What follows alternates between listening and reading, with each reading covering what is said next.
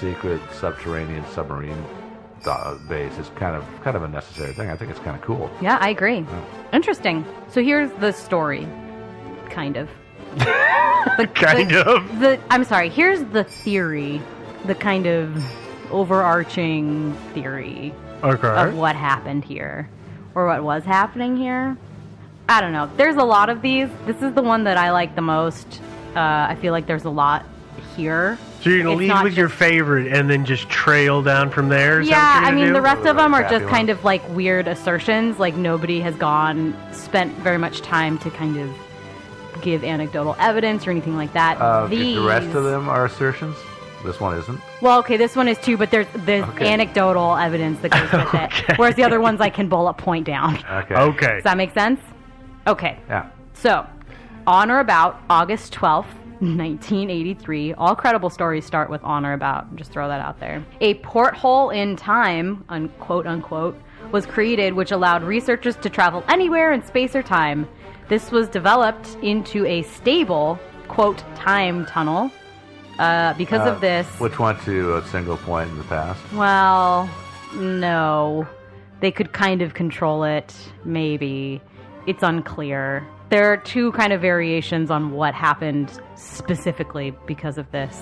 In the first instance, they both kind of have the same thing to kind of have, well, let's just start talking about this. Okay. All right. So because of this time tunnel... Oh, by the way, was this a really long tunnel? I mean, did you need like a golf cart to get down it? Joe, will you stop it? Sorry. Because of this time tunnel, either the time travel project at Montauk interlocked in hyperspace with the original Philadelphia experiment in 1943. The story tends to go thusly. The USS Aldridge, that was in the Philadelphia experiment, I guess? Yep.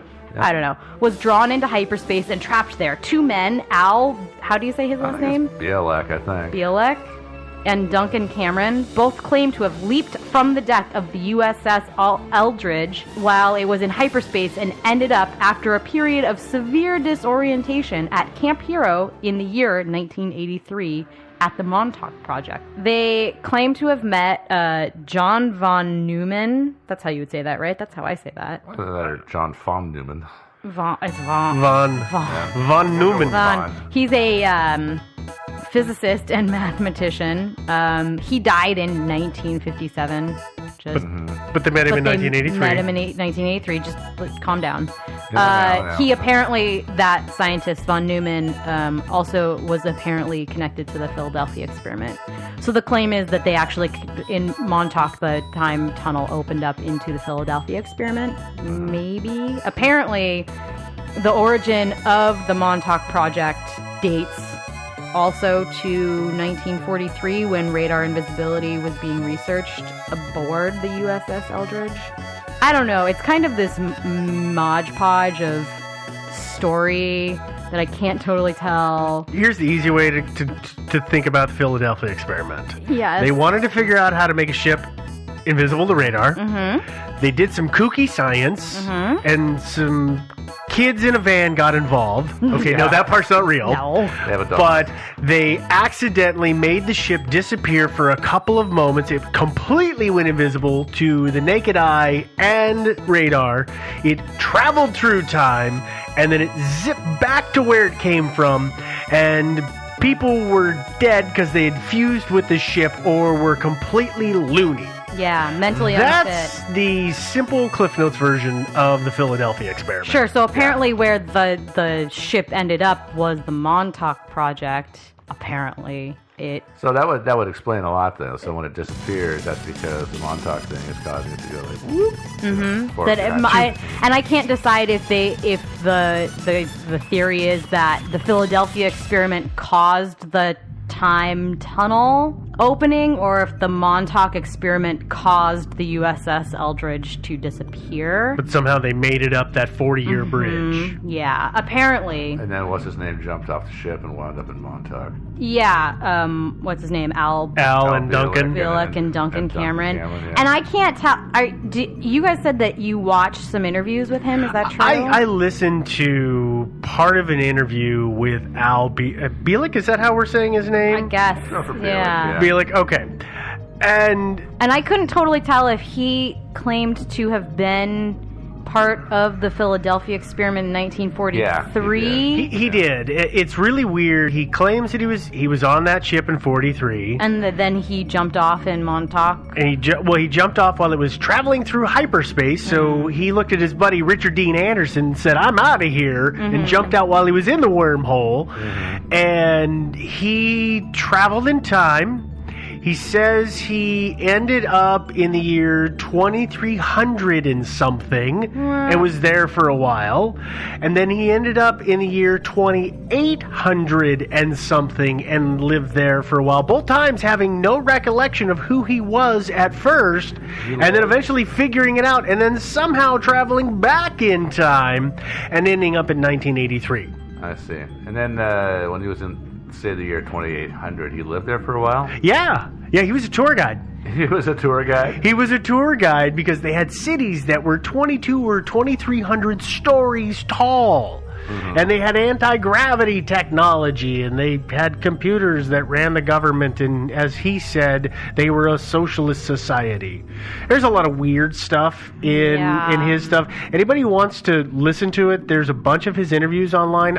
I didn't listen to all of them, but it's about 3 hours of interviews. There's a couple of them that are kind of compiled. It's literally a 3-hour video that you can just listen to, and most of it's just audio.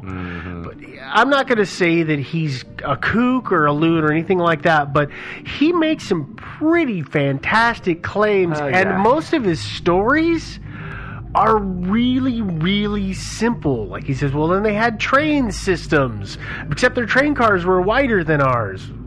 Okay, it's a train. Okay, well, what's so futuristic about a train? I mean, it's some weird stuff, very simple. I almost wonder if he, accidentally did LSD or something. It's just accidentally. It sounds like, the thing about it is like, and this is why he's full of it, is because he traveled to the future. And think about this. I mean, if somebody from, say, 200 years ago transported to our time, he would see things that would have been inconceivable in his time.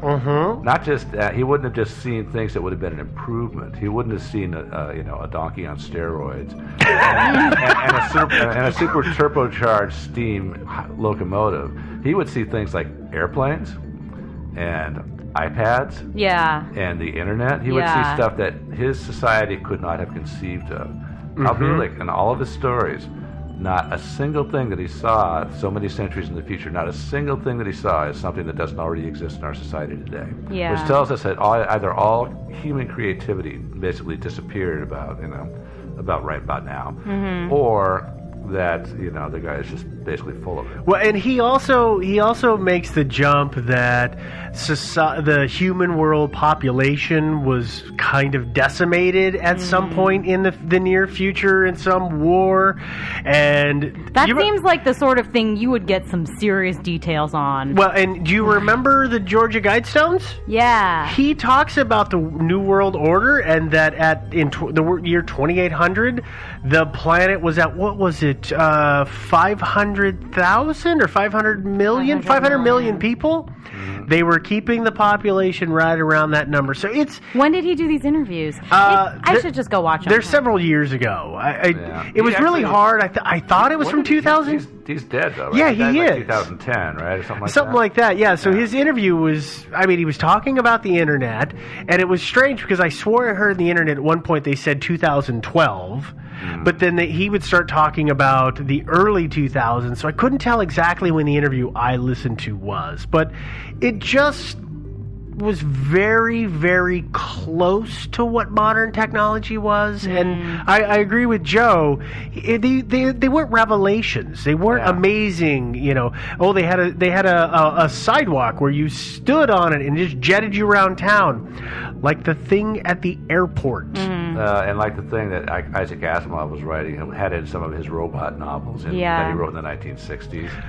Do you remember I borrowed the Ringworld series from you? Larry Niven. Larry Niven. And if anybody hasn't read Ringworld or Larry Niven, they're good books. They're sci-fi. Yeah. Oh, yeah, they're classics. But they were written before a lot of technology came out. And so the technology that he forecasted was very simple, was things that were very simple advances, but they were 600 or 800 years in the future. So, And also, the world is only 500 million people, and why do you need cities that are like 2,400 stories tall? Yeah, well, they had anti-gravity, and they could just float all over the planet and live wherever they wanted in that city. That's what it was. So, you know what? This week we're in Rio. Next week we're in the Antarctic. Yeah. I don't know. They have ships like that you can live on. Yeah. They do. They do. So, okay, that sidebar, I guess. We've gone off. I think we bashed Al enough. Tangent, We have. So either this whole fusion with Philadelphia project or aliens. I guess they're not mutually exclusive. They could have both happened. But aliens, apparently there was some contact with aliens that happened at the Montauk Project through this time tunnel, this stable time tunnel. There were some underground tunnels with abandoned cultural archives that were explored on Mars using the technique where apparently some kind of Martians had once lived thousands and thousands of years earlier. And there was contact made with the aliens through the time tunnel, I guess, that gave them some kind of advanced technologies to enhance the Montauk Project. So, but they were able to actually do the initial time tunnel without alien technology. I guess. They stumbled upon it. And then the time tunnel also opened into a space tunnel that also took us to Mars. I think it's one thing for me to make the leap of, hey, this time tunnel opened up and it opened up to some place that's pretty close, just 40 years ago or whatever. It's another to say, hey, this time tunnel opened up, and it opened up 5,000 years in the future on Mars. I don't know how those things work, but I don't know. That's the thing about it is it's the universe is a huge place, and actually inhabitable places that exist are an infinitesimally small portion of the universe. Yeah. Oh, yeah. So if it goes up to a random place, it's probably just going to be empty space. Or the inside of a planet, or the inside of a star. Yeah, those all seem like really dangerous things too, right?